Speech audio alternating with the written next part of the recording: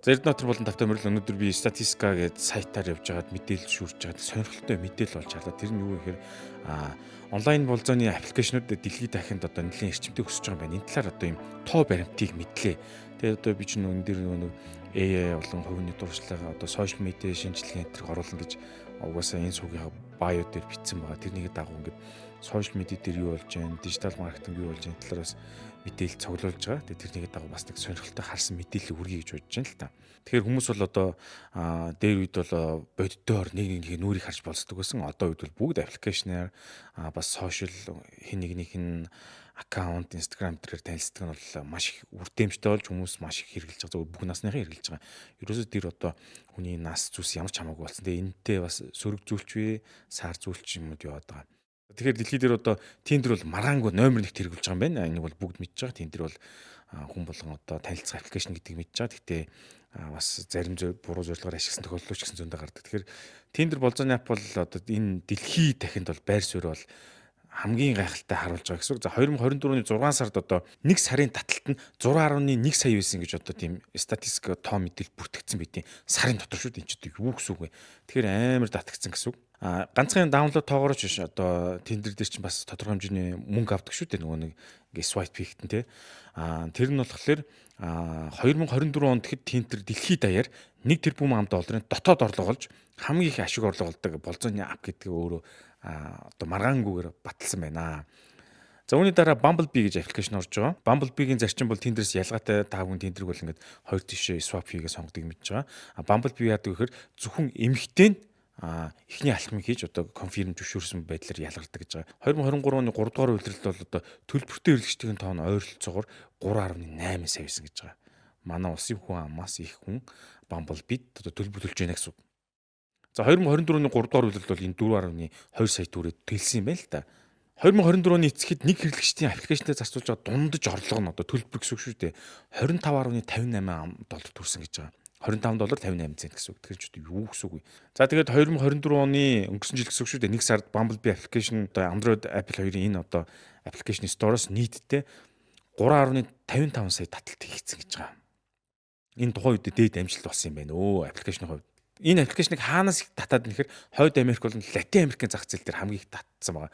Яг тухайн бүс нутгаас бол 1 сая 600 мянга гаруй юм таталт хийгдсэн гэж байгаа. Гол хоёр аппликейшнийг ярьлаа. Үүнээс гадна одоо Grindr гэж нэг аппликейшн байна. Энэ бол одоо бас нэг тийм та бүхэн ойлгож байгаа нэг тийм бэлгийн чиг хандлага нарай тиймэрхүү хүмүүсийн аппликейшн гэж хэлж болох юм аа бас. Одоо за энэ аппликейшн бол 2024 гэхэд одоо 1.1 сая одоо юм төлбөртэй хэрэглэгчтэй байсан юм байна л да.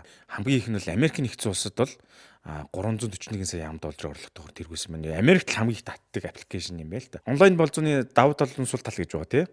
Сул тал гэвэл бас хуурам эхлэх юм нэлээд явж байдаг. За тэгээд Америк нэгдсэн улсад бол одоо энэ болзооны аппликейшнд бол нэг хэрэглэгч дунджаар өдөрт 50 минутыг аппликейшнээр зарцуулж байсан гэж байгаа. Миллениал үеийнхэн бол хамгийн их аппликейшн зарцуулж байна гэсэн үг. Одоо энэ үеийнхэн ч одоо уг нь бол одоо гэр бүлтэй болцсон цаг үеийнхэн байгаа л да. Тэгтээ мэдгүй яах гэж нэг ийм статистик гарсан байна. Хүйсийн хувьд гэх юм бол эмэгтэйчүүд нь эрчүүдээс илүү их хугацааг зарцуулж байна гэж одоо тогтоогдсон байлээ. Жохон хэцүү юм гэхээр эмэгтэйчүүд жохон одоо тийм аппликейшнаас хуурцсан юм аюу их гардаг гинэ.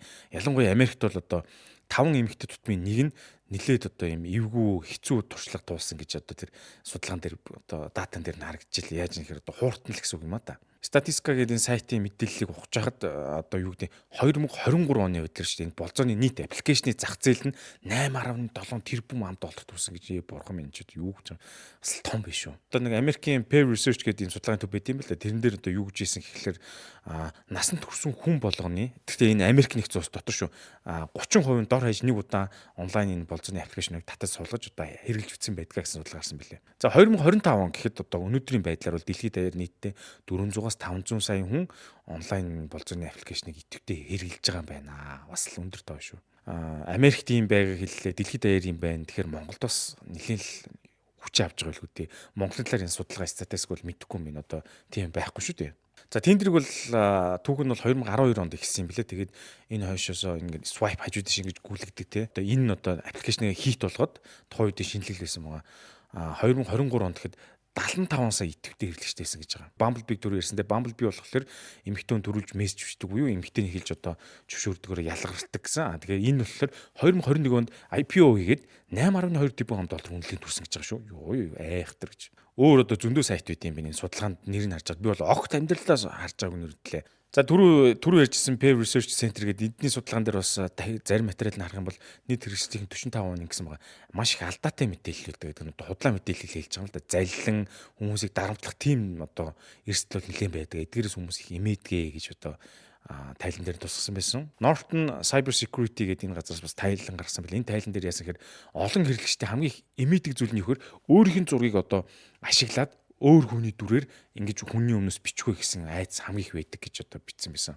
Хүмүүсийг луурдж ингэ мөнгө олох замаар их одоо ашигладаг гэсэн байлээ. За тэгээд нөгөө нэг саяын миний их сурвалж авсан Statista-гийн вебсайт дээр бол 2022 оны тоогоор хата нийт хэрэглэгчдийг нь одоо энэ болзооны аппликейшнийг хэрэглэж байгаа нийт хүмүүс гэсэн үг шүү дээ. Эдний 37% нь өөрийгөө одоо шүтэн бишрүүлэх одоо намайг магтаач гэсэн тийм цохиомл дүрүүтэй аягүйх таарч гэсэн гэж байгаа. Одоо юу гэсэн тийм нарциссист хүмүүс гэх юм хайшин тийм хүмүүс аягүйх байдаг гэсэн гэж байгаа.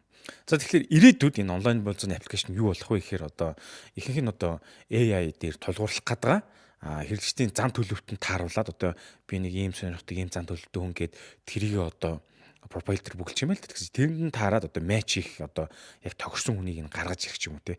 Тим шийдэл бол гарч ирж байгаамаа. Тэгээ дээр нь химэл оюухны тусламжтайгаар юм хуурамч профайл буюу фейк одоо энэ аккаунтуудыг маш их шүүрдэж илрүүлэх зорилготой одоо энэ талаар хичимжиж байгаа юм энэ болзооны аппликейшнууд дээр бол. Ер нь бол ковид гараад л энэ болзооны аппликейшнуудын бол үнэлгээ өсөж одоо таталтын тон эрчимтэй өссөн гэж байгаа. Яг гэвэл одоо хүн хөл хориотой юм чинь тэгээ яах юм одоо аппликейшнээр л хүмүүстэй болцсон шүү дээ тий.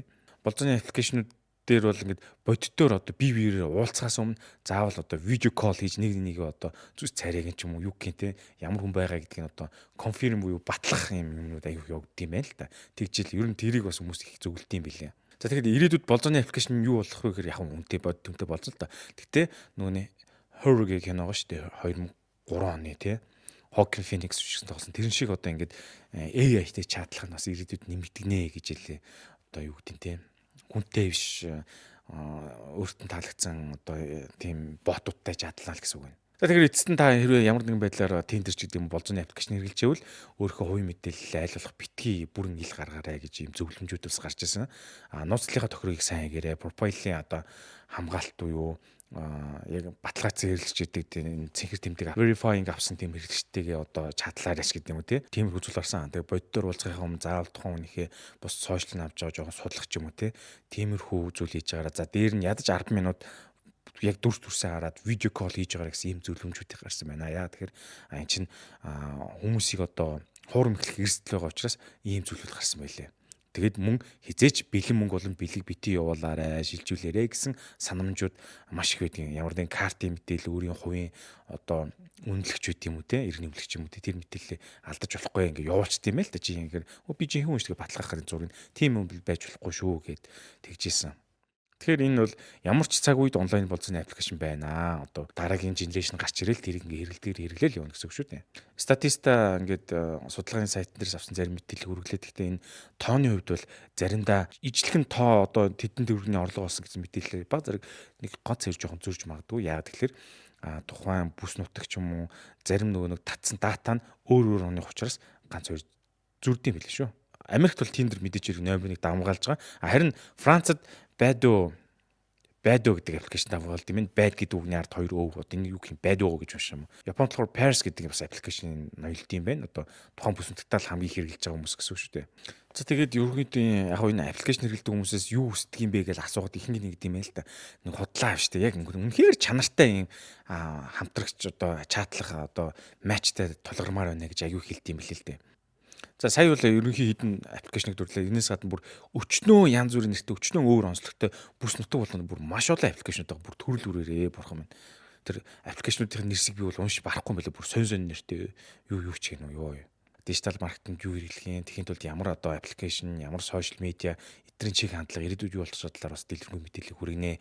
Өнөөдөр одоо болцооны аппликейшн талаар сонирхолтой санагдсан учраас зарим үнсэн мэдээллүүдийг та бүхэнтэй хуваалцлаа. Өнөөдөр та бүхэн ямар нэгэн байдлаар контент хийж эхлэх хүсчээвэл YouTube задлан гээд YouTube дээр юу хийх маш дэлгэрэнгүй хийсэн юм хичээл байгаа. Тэр хичээлийг авч үзэх юм бол видеоны description болон comment хэсгээр хичээл үзэх линкийг тавьчих. За эрдэнэ натрын болон та бүхэн хамт угаараа болон одоо social media, стратеги, за тэгээ бизнес өөр юу гэдээ гоё ном маш сонирхолтой зүйлүүдийг та бүхэнд мэдээллийг цаг хаталгүй хүрэхээр зорж байгаа шүү. Хамт байцгаараа. Subscribe дарахаа мартуу зай. Яг гэвэл дараагийн удаа миний оруулсан видео танд илүү хүрдэн хамгийн түрүүнд харагдана шүү дээ.